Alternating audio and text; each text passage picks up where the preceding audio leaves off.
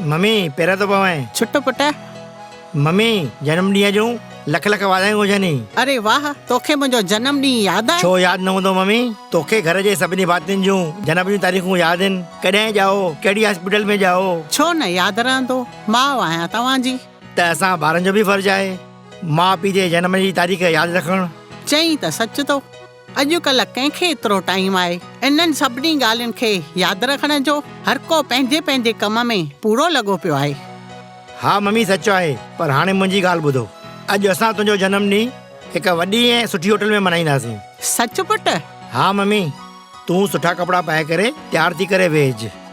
ठीकु आहे पुट, मां जेको तुंहिंजे शादीअ में वॻो पातो न उहो ई पाईंदसि। कॿट में सांडे रखियो आहे।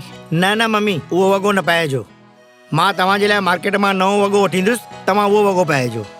छो पुट, सिर्फ़ु हिकु दफ़ो ई त पातो आहे, तंहिंखां पोइ वेरे ठाहे कॿट में रखियो आहे। न न, तंहिंखां पोइ बि मम्मी तव्हां उहो वॻो न पाइजो। मां तव्हांजे लाइ मार्केट मां नओं वॻो वठी ईंदुसि, तव्हां उहो वॻो पाइजो। ठीकु आहे पुट, जीअं तोखे सुठो लॻे। भॻवान मुंहिंजे पुट खे हमेशह ख़ुशि रखजांइ, कोई बि दुख हुनजे आॾो न अचे, धंधेदारीअ में तरक़ी कंदो रहे, मुंहिंजी बि उमिरि उनखे लॻे।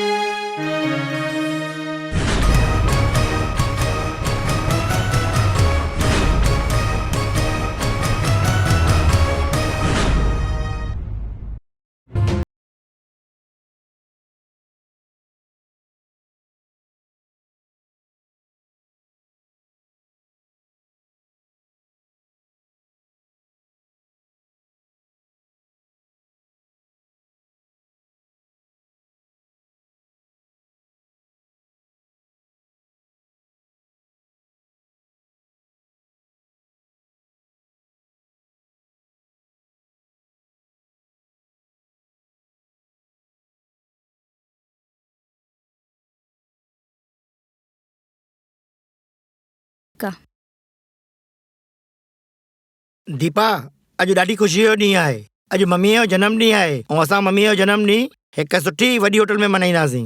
मां शाम जो मम्मीअ लाइ नई ड्रेस बि वठी ईंदुसि। न काई ज़रूरत कान्हे होटल में हली जनम ॾींहुं मल्हाइण जी। छो ज़रूरत कोन्हे? होटल में केतिरो ख़र्चु ईंदो ख़बर अथव तव्हांखे? भले केतिरो बि ख़र्चु अचे, उन में मम्मीअ खे ख़ुशी त मिलंदी। इहा ख़ुशी तव्हां मम्मीअ खे घर में केक कटाए बि ॾेई सघो था। अजय एॾो ख़र्चु करण जी कोई ज़रूरत कान्हे। ऐं नई ड्रेस छा जी? हिन उमिरि में नई ड्रेस पाए छा रैंप वॉक कंदी? हीअ सभु छा थी चए दीपा, ख़बर पवई थी? हा मूंखे सभु ख़बर आहे। तव्हां हाणे वञी मम्मी खे मना कयोसि, न त मां पंहिंजे पेके थी वञा।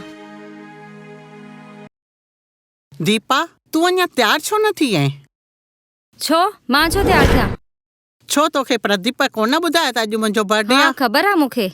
पोइ छो न तयारु थी आहीं अञा तूं? न असां किथे कोन था वञूं। तव्हांखे पंहिंजी सम्झ कोन्हे? भला हिन उमिरि में कोई होटल में वञी करे जनम ॾींहुं मल्हाईंदो आहे, पार्टियूं शार्टियूं कंदो आहे? घणो ख़र्चु ईंदो, केतिरा पैसा जाया थींदा। असां कोन था वञूं किथे बर्थडे पार्टी मल्हाइण। केतिरो बि ख़र्चु अचे मां कंदुसि। तोखे न हलणो आहे त भले न हल, भले तूं पंहिंजे पेके हली वञ। मां हली वेंदीमांव सच में पंहिंजे पेके। वञ, भली वञ। हूअं बि तूं परीहं पंहिंजे भाउ सां वञण जो प्रोग्राम ठाहियो आहे, हाणे ई हली वञ। इहो तव्हां कीअं था चओ? मां तुंहिंजे भाउ खे तोसां फोन ते ॻाल्हाईंदे ॿुधो आहे। ॿियो ॿुधाए, भाउ कीअं आहे? मम्मी पापा कीअं आहिनि? ठीकु आहिनि, परीहं असां सभई लोनावला घुमण वेंदासीं। सुठो सुठो तो करीं। ऑफिस में 2 ॾींहंनि जी छुटी हुई त सोचियो मम्मी पापा खे लोनावला तो घुमाए अचां।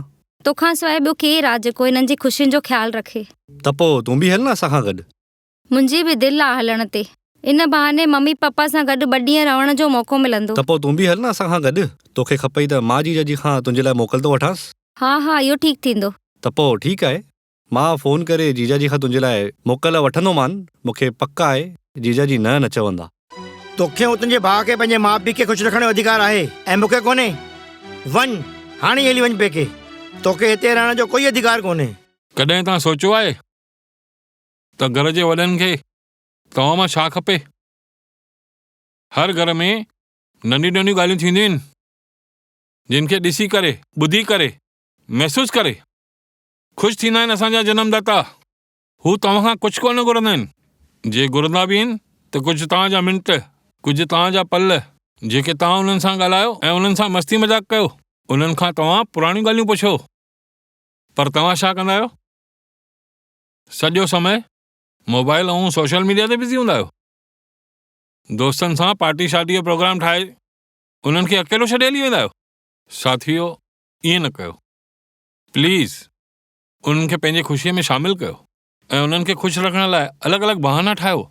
जे तव्हांखे असांजो इहो मैसेज वणियो हुजे त दिलि सां हिन वीडियो लिंक खे वधि में वधि माण्हुनि ताईं पहुचायो, शेयर कयो, लाइक कयो ऐं सब्सक्राइब करणु न विसारींदा। जय झूलेलाल।